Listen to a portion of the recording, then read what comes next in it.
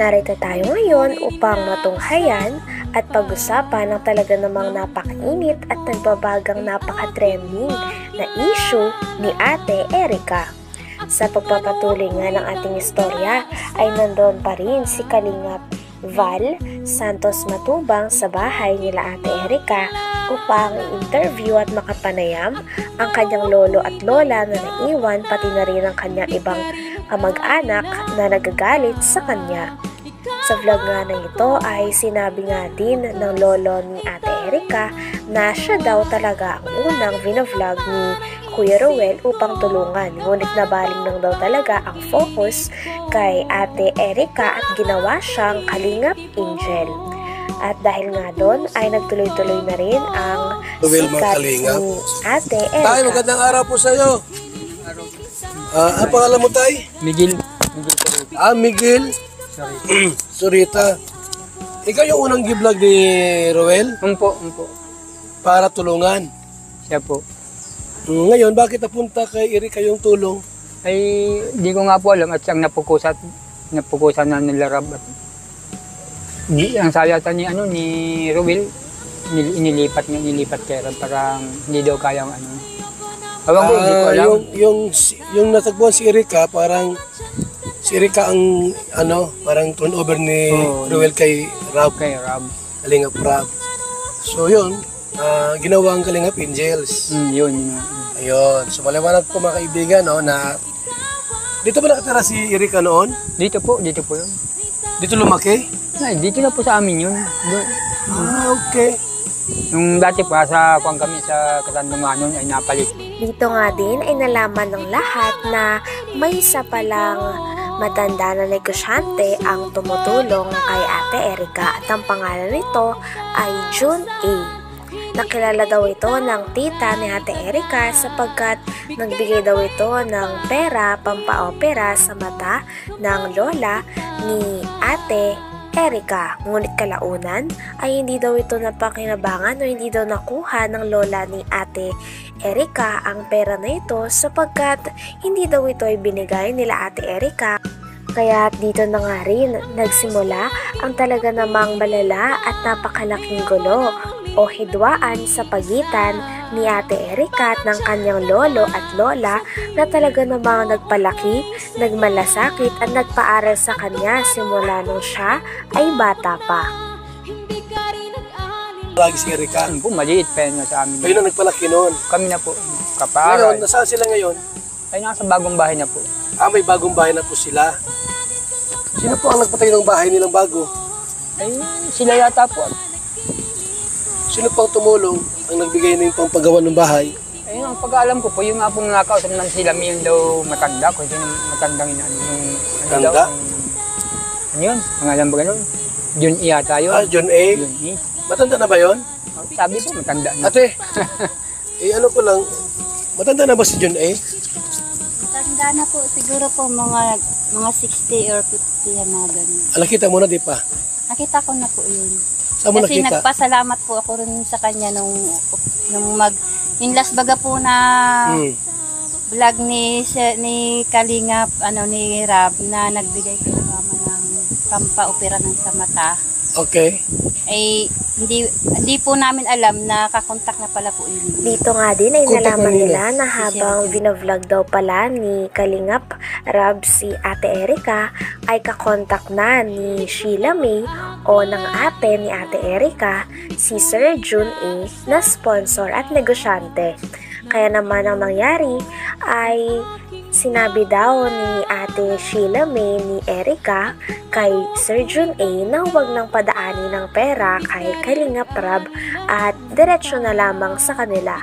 Kaya naman ito rin ang naging rason kung bakit umayaw na si Ate Erica magpa-vlog kay Kalingap Rab.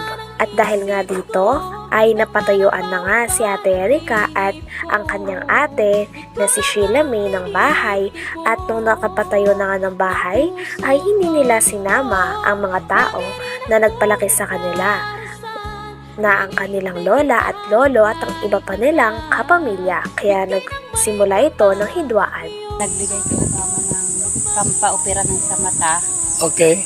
Ay hindi po namin alam na kakontak na pala po yun Contact na nino? si Sir Jun A. Ni Sheila May? Po. Okay.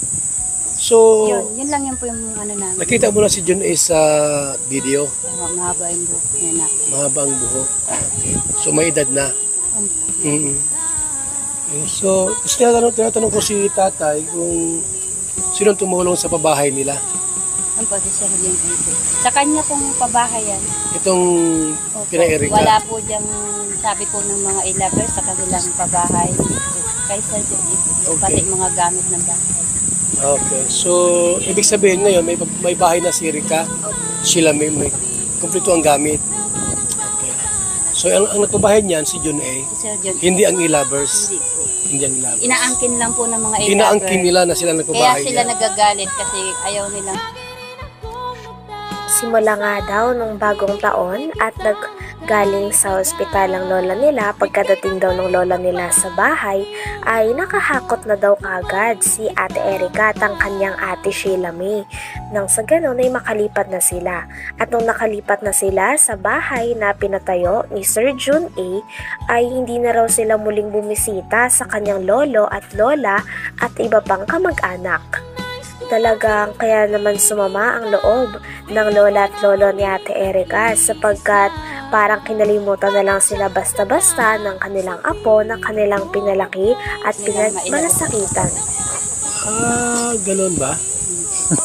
So, alam mo yun yung kwento alam tungkol dyan? kasi naririnig-rinig ko din po. Mm-mm.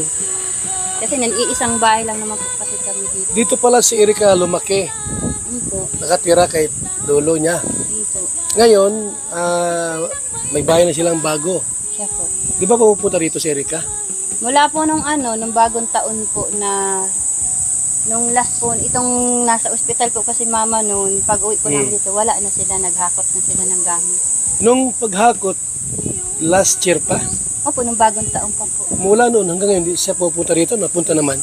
Hindi na po. Hindi na pupunta rito. Wala na Ni po. dumalaw, hindi. Wala na pong Erika pumupunta dito. Pati si Sheila May. Wala na. Yung mga palabas po ng mga e-lover na sinasabi po nila na monthly may natatanggap si mama. Sila mama, yung mga magulang ko. Meron? Kasi Wala. malingan po yan. So wala pa lang natatanggap. Simula pala ay napabahayan si Ate Erika ay hindi niya na sinama ang kanyang lolo at lola sa pabahay na kanilang natanggap. At pagkatapos naman nito ay bumukod na nga sila ng kanyang ate sa mga tao na nagpalaki sa kanila at nagmalasakit simula bata pa sila. At sabi pa nga dito ng tita ni Ate Erika ay may kumakalat daw na nagpapadala daw o nagsusustento pa din si Ate Erika at si Sheila May sa kanilang lolo at lola. Ngunit hindi daw talaga ito totoo sapagkat simula nung nakalipat si Ate Erika at si Sheila May na kanyang ate sa pabahay ni Sir Jun A ay hindi na raw sila muling bumisita at hindi na rin sila nagpapadala ng pera kaya naman talagang nakasakit ito sa damdamin ng lolo at lola niya sapagkat parang feeling nila ay kinalimutan na lamang sila bigla-bigla ng kanilang mga apong pinalaki nila. Kasi iisang bahay lang naman po kasi kami dito. Dito pala si Erika lumaki. Po. Nakatira kay lolo niya. Po. Ngayon, may bahay na silang bago. Siya po. Di ba pupunta rito si Erika? Mula po nung nung bagong taon po na nung last po, itong nasa ospital po kasi mama noon, pag uwi po namin dito, wala na sila, naghakot na sila ng gamit.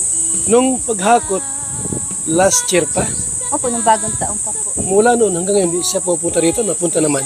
Hindi na po. Hindi na pupunta rito. Wala na Ni po. dumalaw, hindi. Wala na pong Erika pumupunta dito. Pati si Sheila May. Wala na.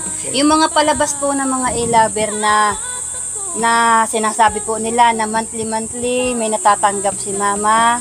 Sila mama, yung mga magulang ko. Meron? Kasi Wala. malingan po yan. So wala pa lang Wala natatanggap. po yan. Yun po yung gusto kong linisin po talaga na nalalaman po ng tao, binabaliktad po nila eh. Okay. Nakakaya pa. Hanggang dito na lamang muna ang talaga namang nagtitrending, nagbabaga at napakainit na issue ni Ate Erika. Maraming salamat sa inyong panunood. Hanggang sa muli. Bye!